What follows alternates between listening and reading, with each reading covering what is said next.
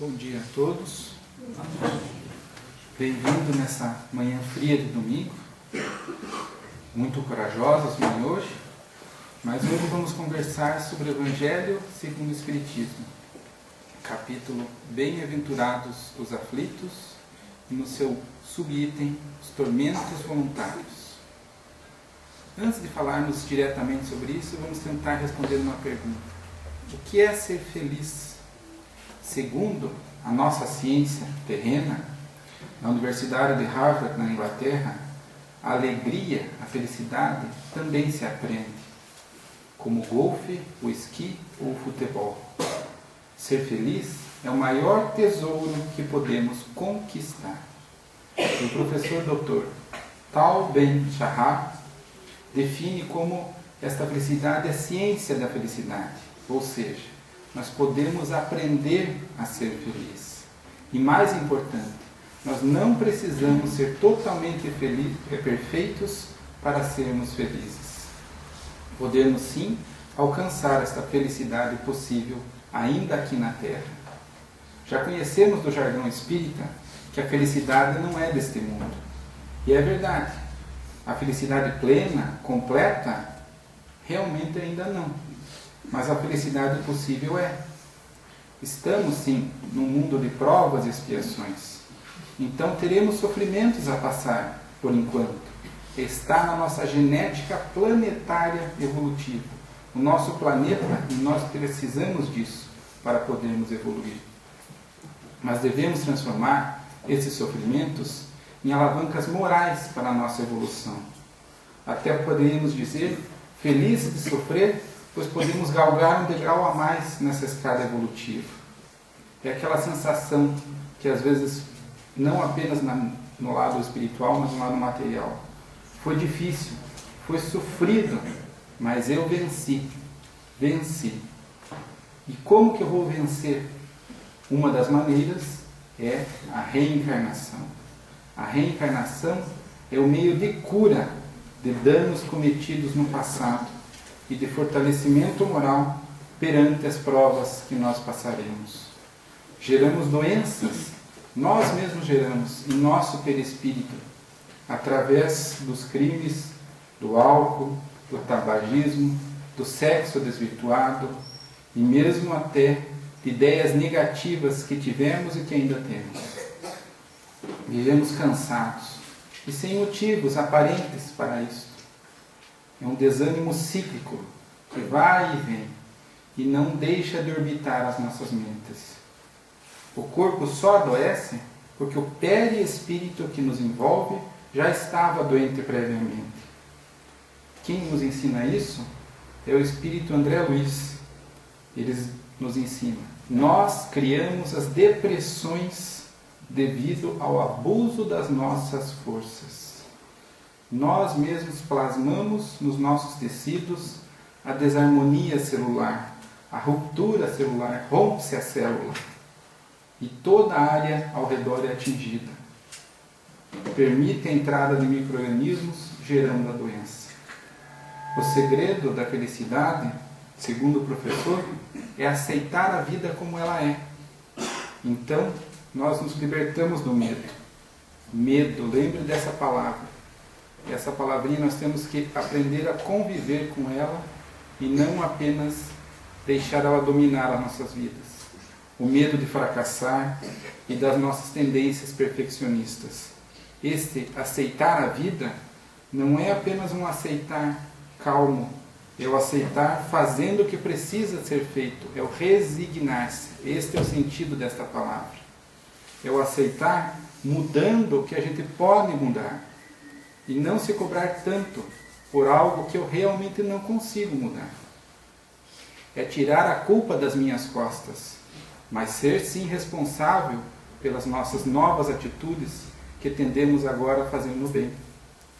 É a cura desse medo através da ação no bem. No bem a nós mesmos e no bem aos outros. Lembrando que Jesus já nos ensinou isso há mais de 2000 anos. Amar ao próximo como a si mesmo. Logo, teremos aqui 6 lembretes que este professor da Universidade de Harvard nos ensina. Primeiro, perdoe os seus fracassos. Todos nós fracassamos. E mais uma vez durante a vida. O fracasso nada mais é do que uma oportunidade para melhorar. É um pouco esquisito e às vezes difícil para a gente ouvir isso e aceitar isso. Como que o fracasso vai ser bom para mim? No que isso vai me melhorar? Aos poucos a gente pensa, reflete e fala. O passado passou, o fracasso passou. E agora é necessário andar para frente, criar um novo futuro, um futuro feliz. Lembrando, como nosso irmão leu aqui, quem não perdoa, e às vezes é difícil perdoar, nunca será feliz. Sempre estará preso a alguma coisa ou a alguém. Vive com depressão, ansiedade ou mesmo baixa estima. Logo, nós também podemos aprender a perdoar. Não venha me dizer, não dá, isso é impossível. Você só está falando isso porque não é com você. Você não me entende. O que me fizeram é imperdoável. Será? Concordamos. Pode ser difícil, causa com certeza muito sofrimento a nós, mas é possível. É possível se nós acreditamos que podemos.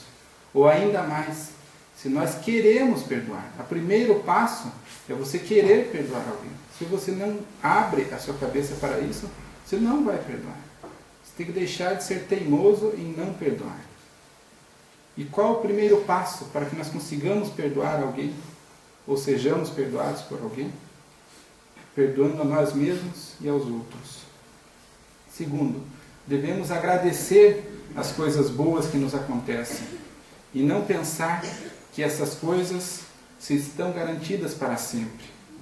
Devemos agradecer por ver, por ouvir, por andar, por nossos relacionamentos, por nossa família e, acima de tudo, agradecer a Deus pela capacidade que cada um de nós aqui recebeu por misericórdia divina de amar. Essa capacidade de amar é uma das melhores, se não for a melhor coisa que nós recebemos de Deus. É uma capacidade transformadora de amar e ser feliz. Nós apenas devemos realmente aprender a amar. É o amor verdadeiro, é o amor sem trocas. É o amor, não é aquele amor, eu vou te amar se, eu te amo apenas porque. Não vamos fazer isso. Vamos simplificar a nossa vida. Apenas ame. Outro item, terceiro, praticar esporte.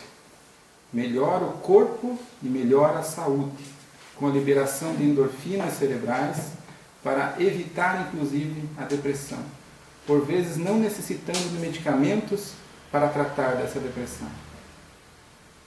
O esporte desintoxica a mente e nos alivia de problemas ou confusões. Nós no esporte cansamos o corpo, mas limpamos a mente. Quarto, simplificar. Novamente essa palavrinha, simplificar. No trabalho ou na minha família. Não vamos criar confusões, seja em casa ou no trabalho. Não vamos atrair problemas. Não deixe a nossa ansiedade em querer resolver aquele problema naquele momento e resolver agora. Não dá para deixar para depois. Não. Respire, reflita, oxigene o cérebro, oxigene o espírito. E aí sim, faça uma oração e busque a solução. Busque a solução na maior paz que o seu espírito puder alcançar. Sem gritos, sem exaltar-se exageradamente. É no silêncio que Deus conversa conosco. Quinto, meditar, orar, tornamos-nos fortes e corajosos. Esquecemos desse medo que nos domina ao orar a Deus. Como que isso vai acontecer? Tem uma célebre frase que sempre nós escutamos nos Facebooks ou seja onde for. Deus, não diga a Deus que você tem um problema, mas diga ao problema que você tem Deus. E além disso, não existe problema maior que Deus. E sexto, outra palavrinha que está em moda, resiliência. Adaptar-se às mudanças ou à má sorte que nós temos na vida. A felicidade depende do nosso estado mental e não da nossa conta corrente, do nosso ter, do nosso comprar, ou pensar, se o meu amigo tem aquilo, eu quero ter também. Nós vivemos no mundo da matéria, precisamos das coisas da matéria, mas não devemos ser escravos dessa matéria, viver apenas para a matéria. Nós somos espíritos. Isto é uma ilusão. Nós nunca vamos ter tudo, tudo.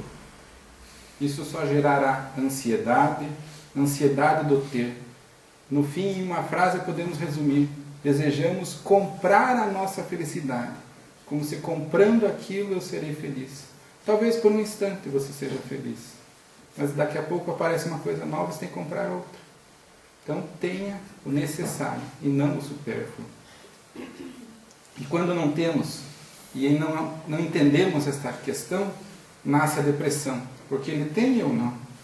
O ter material perece, morre, acaba, mas os nossos espíritos continuarão a viver no mundo espiritual, no mundo verdadeiro.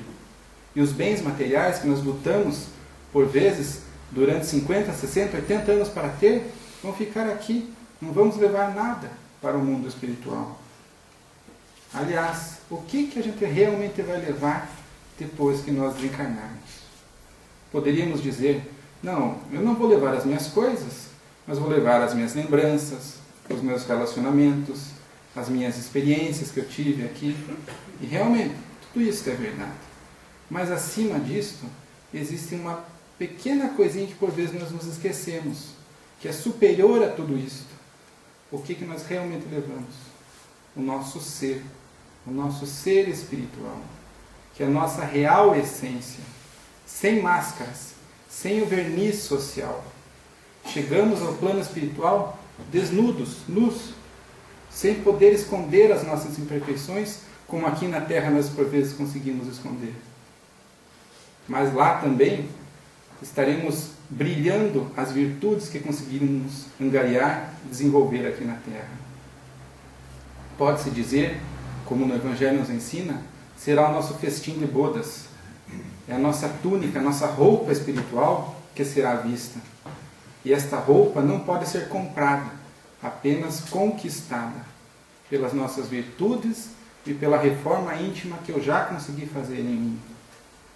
Conquistadas pelo nosso esforço e pela nossa vontade em agir no bem, conforme Jesus nos ensinou com as suas lições evangélicas.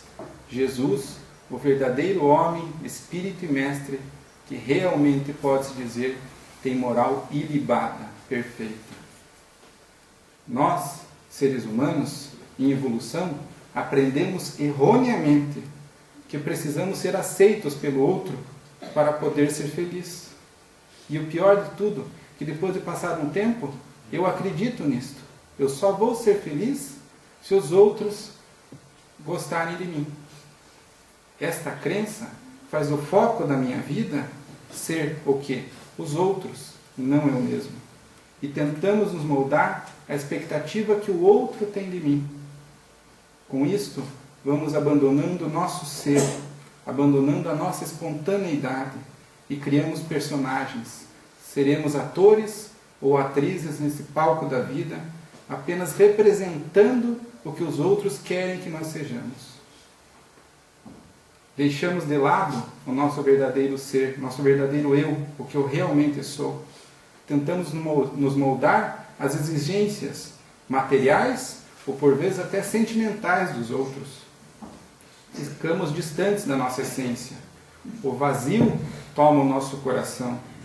Sem vida própria, esquecemos da nossa vida e vivemos a vida dos outros. Esse vazio, com isso, cresce em nosso peito e começa a doer. E a dor piora. Tentamos então, no vão desespero, de voltar a encontrar a felicidade, agradar ainda mais os outros para que a felicidade volte para a gente, para receber apenas migalhas de afeto. Isto está totalmente errado. Aí a mágoa chega e nos tornamos os coitados da vida, como foi falado no início. E por fim, depois, nos tornamos solitários. Lembrando que a definição mais perfeita que eu já li sobre solidão é: A solidão não é a falta dos outros, mas sim a falta de nós mesmos. É a falta de ser a criança e o adulto feliz que um dia eu já fui. Não devemos cobrar amor dos outros, e sim vasculhar naquela gaveta da nossa consciência o amor que existe em nós. Consciência esta que abriga o nosso amor e consciência que abriga Deus.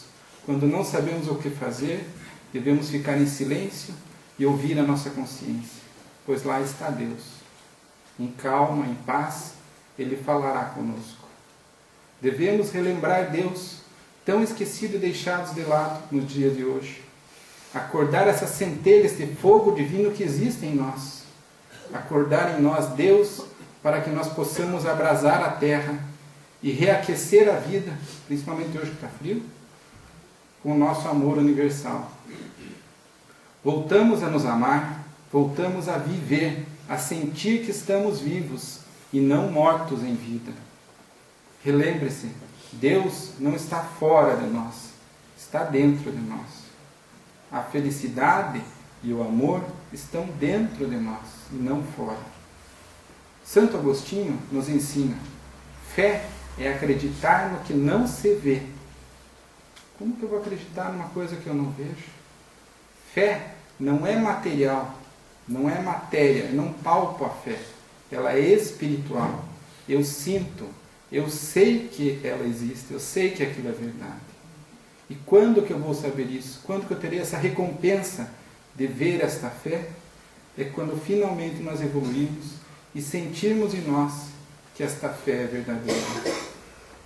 Um exemplo, por vezes, um mau exemplo, é quando a ficha cai. Nós estávamos aqui, tendo aquela situação, não entendia, de repente, pum, caiu a ficha. Agora entendi. Mas, na verdade, aquela verdade sempre esteve ali, à frente dos nossos olhos. Nós é que não entendíamos aquilo. Parece que uma luz brilha, um interruptor é ligado dentro do nosso cérebro, e nós começamos a compreender o porquê daquela situação em nossas vidas. Ah, isso aconteceu porque aconteceu aquilo. E quando nós nos esquecemos das lições de Jesus, nós criamos problemas, tormentos, como é o tema de hoje, para nós mesmos. Criamos a infelicidade através do orgulho, da vaidade e do egoísmo que ainda temos. Ou mesmo quando somos invejosos ou ciumentos, não temos sossego, não relaxamos, padecemos com a febre do ciúme, nos angustia e nos acompanha. Tornamo-nos presos, não presos entre grades, mas com a pior prisão que podemos causar para nós mesmos, prisioneiros de nós mesmos. E quem pode escapar desta prisão tão particular? Podemos até fugir de todos e de todos. Vou sair daqui, vou viajar, vou abandonar tudo e todos, vou sair para que ninguém me incomode mais e eu volte a ser feliz. Mas você vai fugir de si mesmo? Nunca. Nem com a morte, com o suicídio, você não foge de si mesmo. Podemos então fugir. E nessa angústia, quando não achamos solução, queremos culpar alguém. Utilizamos a nossa metralhadora da culpa e culpamos Deus, culpamos o próximo, culpamos o mundo e a sua incompreensão. Ninguém me entende, esse mundo está perdido. Mas o que eu estou fazendo para mudar isso? Primeira coisa é mudar a nós mesmos. E nós espíritas, como temos um conhecimento a mais, ainda culpamos. Não, isso é nosso, entre aspas, karma. Isso foi devido à nossa última encarnação. Já existem estudos que, na verdade, 90% das aflições humanas que acontecem enquanto nós estamos encarnados são decorrentes devido a más atitudes que nós tivemos nesta vida. O que isso significa? Que apenas 10% é reflexo de uma outra vida. 90% dos nossos problemas ocorrem devido a nossas más atitudes nesta vida.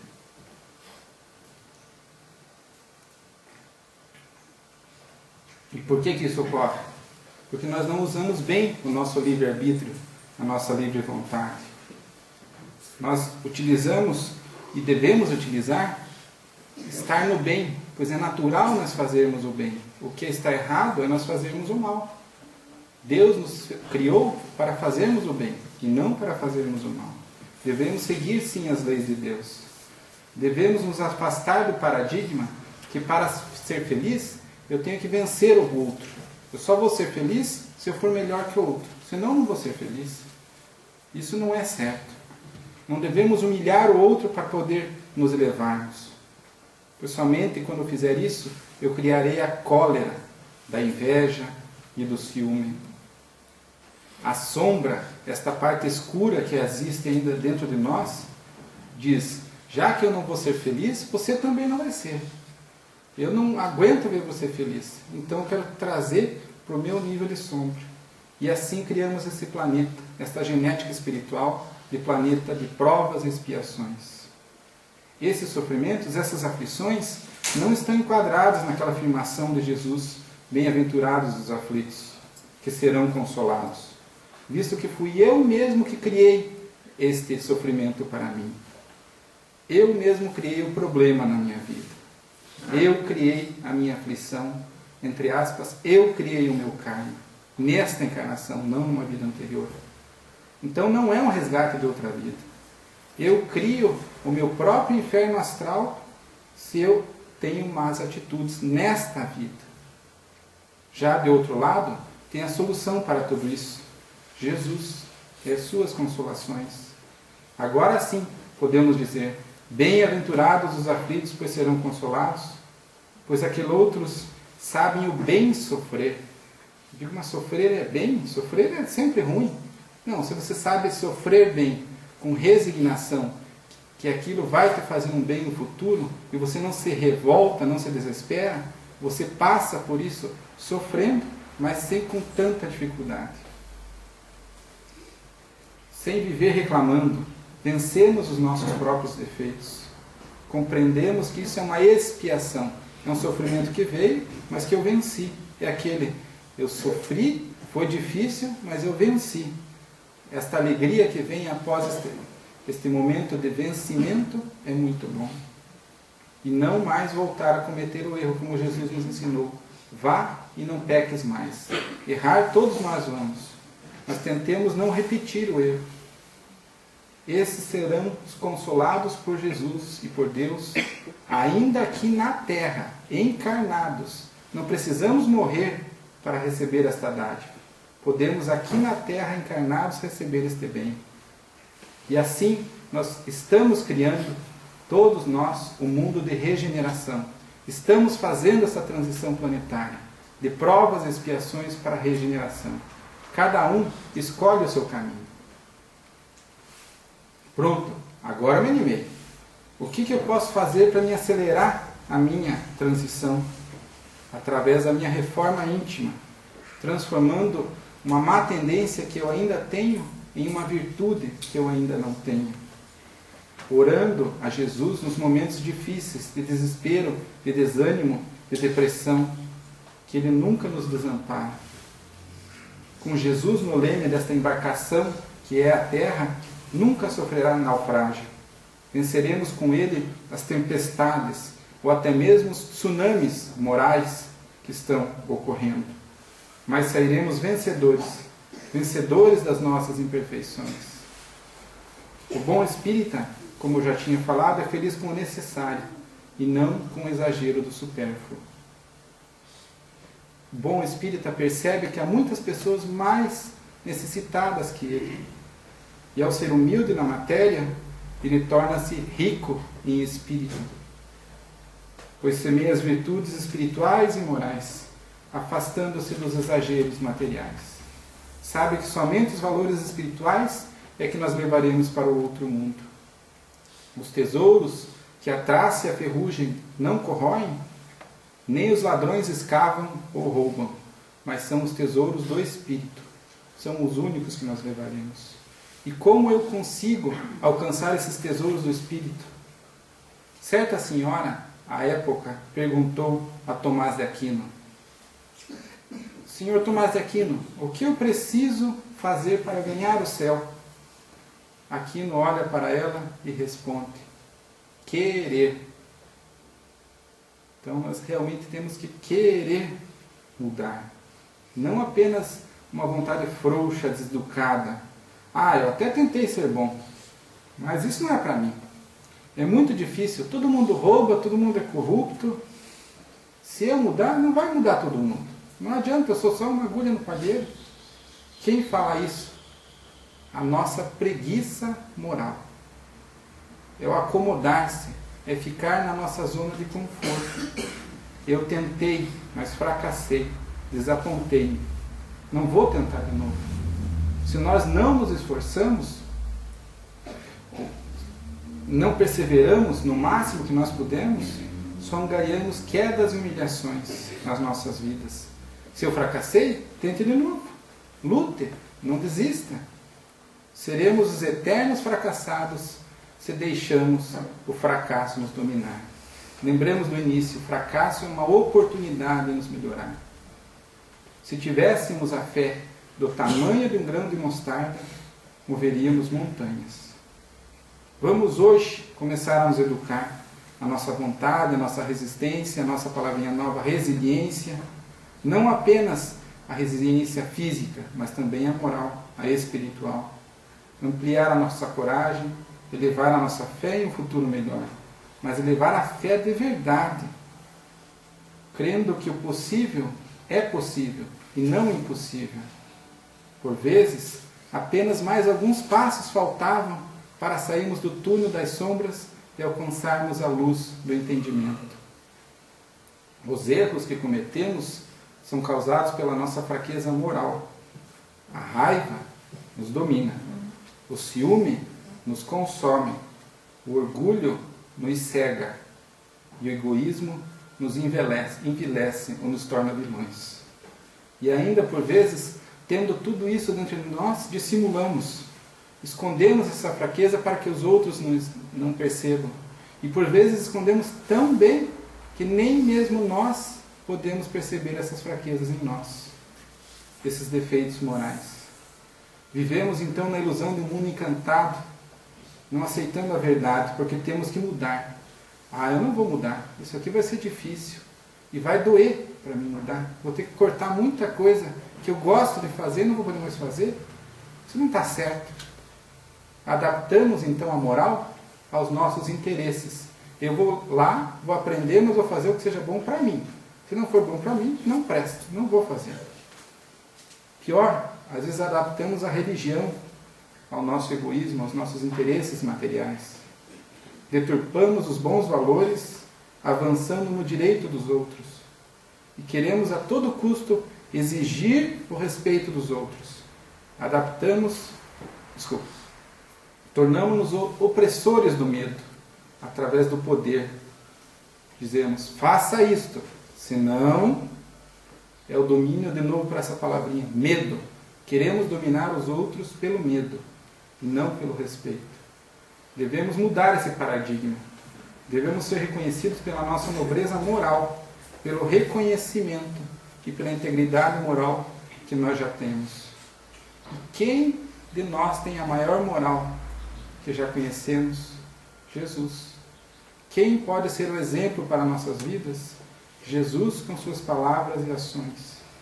Relembrar os seus ensinamentos nos coloca em prática, e colocá-los em prática nos imuniza contra o mal que ainda existe dentro de nós. Jesus é a verdade e a caridade em ação. Com Jesus no coração, seremos os instrumentos do amor de Deus aos nossos irmãos. Espero que todos nós consigamos, a partir de hoje, iluminar as nossas mentes para cada dia melhor, mais evoluirmos como seres e como espíritos.